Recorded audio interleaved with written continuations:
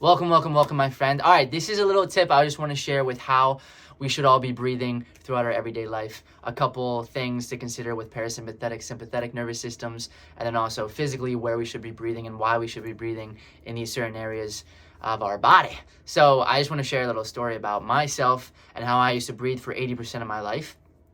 I was a mouth breather.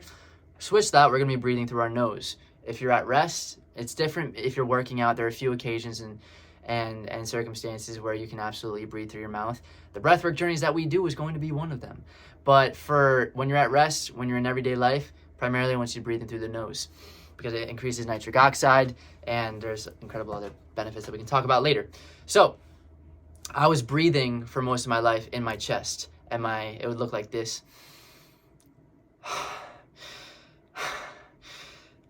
So it was in my chest, and then my shoulders would rise like this. And when I do that, my stomach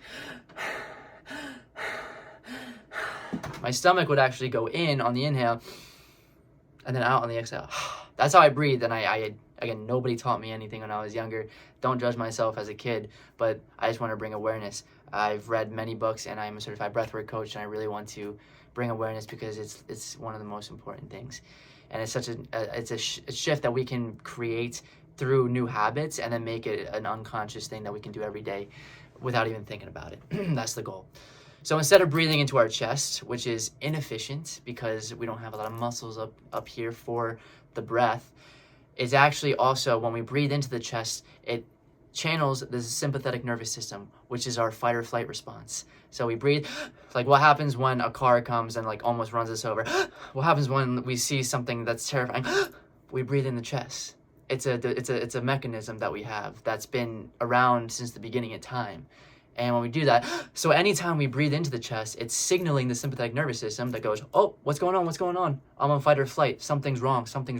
So if we're chronically breathing into our chest, it's not like there's nothing dangerous around us, but we're signaling fight or flight. So we're constantly on edge, which can raise our heart rate, which can make us feel uneasy and on edge for a long period of time, which can manifest into many other illnesses and all that stuff. No fun.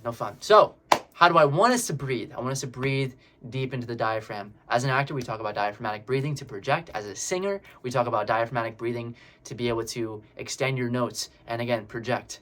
So what this looks like is on the inhale through the nose, the belly's gonna go outwards and expand like a water balloon.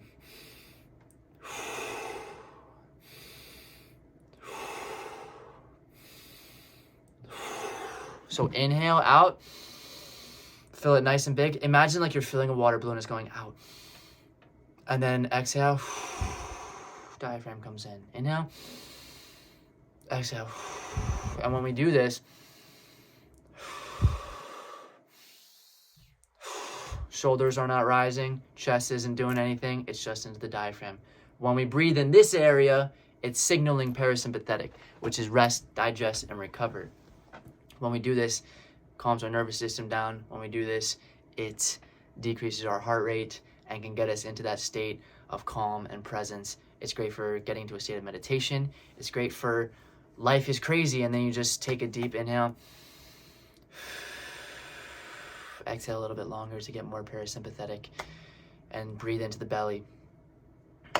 You're as calm as a cucumber, baby. So that is how I want us to be breathing, and just some tips on everyday life. Breathe through the nose and breathe into the diaphragm. Slow and steady. Much love.